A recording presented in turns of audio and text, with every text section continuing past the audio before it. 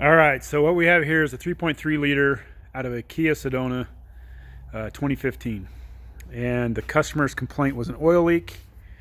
It was kind of a pain in the butt to diagnose it because the intake manifold sits here and it's all covered up and yada, yada, yada. But we finally went in the first time and changed this because the oil plate was, the valley here was completely full of oil and it drains. There's a little hole down in here that it would drain down and drip. Looked like it may remain still, but it was coming from the top.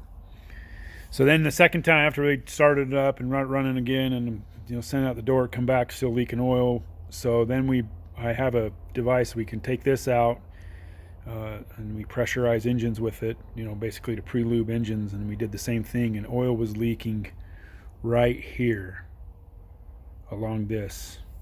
So this is an oil port right here. So then we pulled the engine apart, and I dropped it out like this because I've heard that after doing a bunch of reading, that these engines will strip head bolts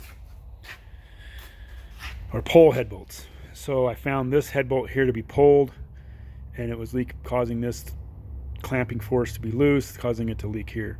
So this is a pretty common issue, very common issue with these engines. Kia's fix is to basically replace the block. The problem is that the head bolts are very fine. Sorry, gonna grab a head bolt to show you. The head bolts are very fine thread. So I found a kit from Hunan Solutions that goes in, and we put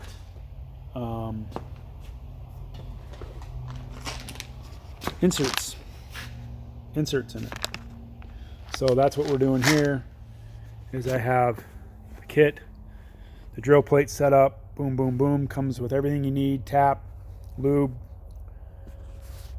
the works, drill lube and thread locker, and then the inserts, the insert tool and stuff like that, and the thread spacer here. So that's what we're going to do. So if you run into this 3.3, a lot of them, from my understanding, is they leak coolant, whether it's here on the front or in the middle or on the back. It seems to be problematic on the back, but could be on the front.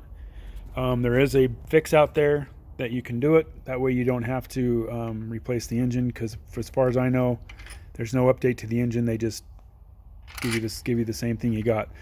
This truck or this car or van has 80,000 miles on it. So just a forewarning that it's out there and that there is a fix for it. A little labor intensive, but here it is. So good luck.